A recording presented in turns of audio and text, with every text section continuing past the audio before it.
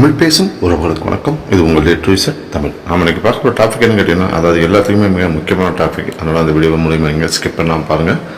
அதாவது பார்த்திங்கன்னா, நம்ம குழந்தைகள் பிறந்து 15 வருடங்கள் ஆகியிருந்தாலும் நம்ம இதுவரைக்கும் நம்மளோட பெயர், அதாவது பிறந்த சர்டிஃபிகேட், அதாவது பிறப்புச் சான்றிதழில் நம்ம பெயர் சேர்க்கலை அப்படிங்கிற பட்சத்தில் அரசாங்கம் நமக்கு ஒரு சலுகை கொடுத்துருக்காங்க.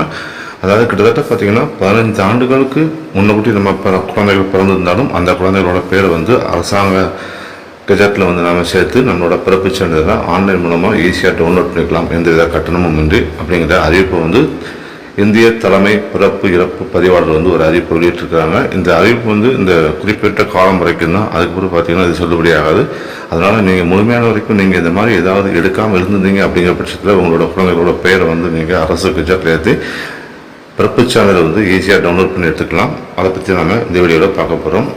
அதாவது பார்த்திங்கன்னா 1/1/2020 முதல் 31/12/2024 வரையிலான காலங்களுக்கு இந்த கால அவகாசம் கொடுக்கப்பட்டிருக்கு. உங்களோட குழந்தைகள் இந்த கால அவகாசத்தில் பிறந்திருந்தாங்க அப்படிங்கிற பட்சத்தில் உங்களோட பெயரை நீங்கள் அதை ரிஜிஸ்டர் பண்ணிவிட்டு அதிலிருந்து ஈஸியாக உங்களோட பிறப்புச் சான்றிதழ், அதாவது உங்கள் குழந்தைகளோட பிறப்புச் சான்றிதழை நீங்கள் டவுன்லோட் பண்ணி எடுத்துக்கலாம். அதை பற்றி நம்ம இந்த வீடியோவில் பார்க்க போகிறோம். இதுதான் உங்களுக்கு கடைசி வாய்ப்பு அப்படிங்கிற மாதிரி சொல்லியிருக்கிறாங்க. இந்த வாய்ப்பை நீங்கள் மிஸ் பண்ணிடுறாங்க. வாங்க வீடியோக்குள்ளே போகலாம். அது மட்டும் இல்லாமல் நீங்கள் இப்போ தான் முதல் நம்ம சேனலுக்கு வந்திருக்கீங்க அப்படின்னா மறக்காமல் சப்ஸ்கிரைப் பண்ணிக்கிடுங்க. பக்கத்தில் இருக்க பெல் பட்டன் எனேபிள் பண்ணிக்கிடுங்க. அப்போ நம்ம போடக்கூடிய வீடியோக்கள் உங்களுக்கு உடனுக்குடன் நோட்டிஃபிகேஷன் சேரும். வாங்க வீடியோக்குள்ளே போகலாம். இந்த பிறப்புச் சான்றிதழை டவுன்லோட் பண்ணுறதுக்கு உங்களோட மொபைல் அல்லது கம்ப்யூட்டரில் பிறப்புச் சான்றிதழ், அதாவது பர்த் சர்டிஃபிகேட் அப்படிங்கிற மாதிரி நீங்கள் டைப் பண்ணாலே போதும். ஃபஸ்ட்டு அந்த பிறப்பு இறப்புச் சான்றிதழோட அந்த வெப்பேஜ் ஓப்பன் ஆகும். அதில் பார்த்தீங்கன்னா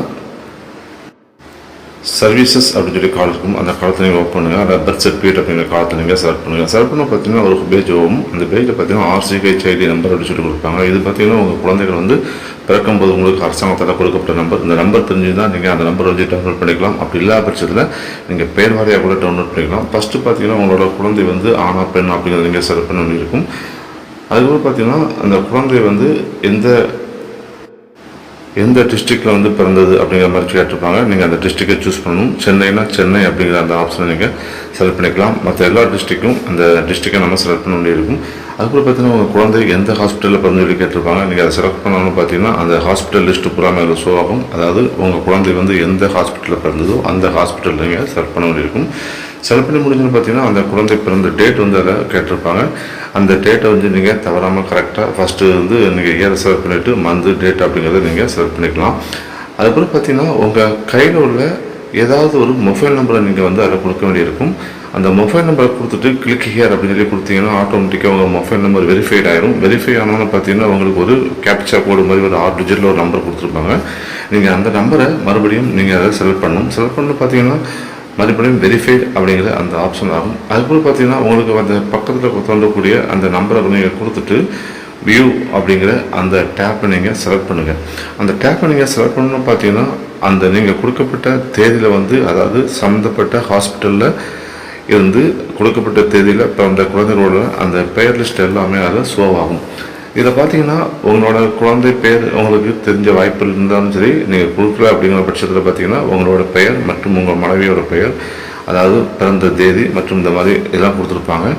உங்கள் குழந்தையோட பெயர் நீங்கள் கொடுத்துருந்தீங்க அப்படிங்கிற பட்சத்தில் அதில் டவுன்லோட் பண்ணி எடுத்துக்கலாம். அப்படி இல்லைன்னா உங்களோட பெயர் அல்லது உங்களோட மனைவி பெயர் மற்றும் அந்த முகவரியெல்லாம் தெளிவாக கொடுத்துருப்பாங்க. அந்த டேட்டெல்லாம் கொடுத்துருப்பாங்க. நீங்கள் அந்த டேட்டை பக்கத்தில் ஃபஸ்ட்டு காலத்தில் உள்ள அந்த நம்பர் இருக்கும். அந்த நம்பரை நீங்கள் செலக்ட் பண்ணிங்கன்னா ஆட்டோமேட்டிக்காக அந்த கொஞ்சம் நேரம் லோடாகும்னு பார்த்தீங்கன்னா உங்கள் குழந்தையோட அந்த பிறப்புச் சான்றிதழ் அது ஷோவாகும். இதில் பார்த்தீங்கன்னா எல்லா டீட்டெயில்ஸுமே அதில் இருக்கும். அதாவது உங்கள் குழந்தையோட பெயர் இருக்கும், அது ஆணா பெண்ணாக இருக்கும், அவரோட தாய் தந்தையோட முகவரி இருக்கும். அப்புறம் நீங்கள் கொடுத்துருந்தீங்கன்னா உங்களோட ஆதார் கார்டு நம்பர் அதில் இருக்கும்.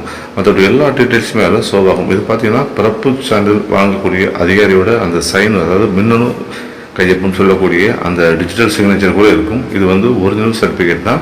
நீங்கள் உங்கள் குழந்தைகளுக்கு சர்டிஃபிகேட்டை டவுன்லோட் பண்ண பட்சத்தில் நீங்கள் பெயர் சேர்த்து இது மூலமாக ஈஸியாக நீங்கள் டவுன்லோட் பண்ணிக்கலாம். இப்படி ஒரு அரிய வாய்ப்பு இந்த குறிப்பிட்ட காலம் வரைக்கும் தான் இருக்குது. நீங்கள் அதனால் இதை செலக்ட் பண்ணிக்கிடுங்க.